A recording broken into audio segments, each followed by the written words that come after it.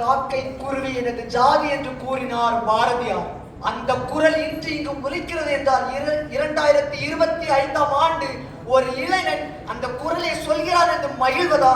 இல்லை, சாதி என்னும் ஒச்சம் இன்னும் மீதம் இருக்கிறது என்று வருத்தப்படுவதா என்று தெரியாத நிலையில் நான் இருக்கிறேன். இங்கே எங்கே நடந்தது சதி? எங்கே நடக்கவில்லை சதி? ராமன் வனவாசம் சென்றது சதியினால், ராவணன் வீழ்ந்தது சதியினால், இயேசு சிலுவையில் ஏறினது சதியினால். ஆண்டவன் மனிதனை படைத்தான்.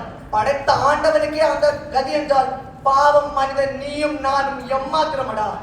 நானும் தேடி பார்த்தேன், இந்தோ ஆரியன் அத்தனை பதிவுகளிலும் தேடி பார்த்தேன், சாதி எங்கிருந்து தோன்றினது என்று எங்கும் அடையாளம் புரியவில்லை.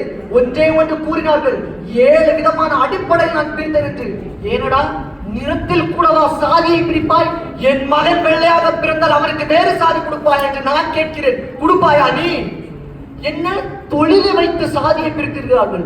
ஒரு ஏழை விவசாயி மகன் பட்டம் படித்து மாவட்ட ஆட்சியராக மாறினால் அவன் சாதியை முன்னால் உயர்த்த முடியுமா? சாதி ஒரு சாக்கடை. அதை மனுஷன் மூளையில் ஏற்றியதுதான் விஷமாக மாறினது.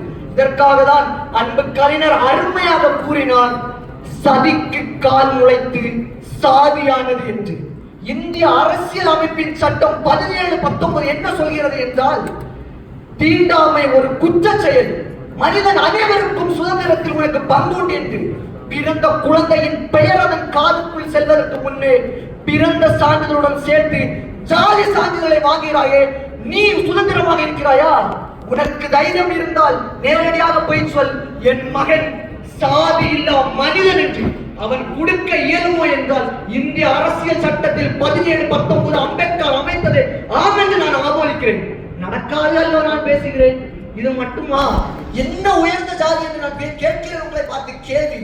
ரத்தம் குருதியில் இருந்து வலியும் போது மருத்துவமனையில் உயர்ந்த ஜாதியோ தான் ஜாதியோ உனக்கு ஏற்றும் குருதியான ரத்தத்தை காணிப்பாயா?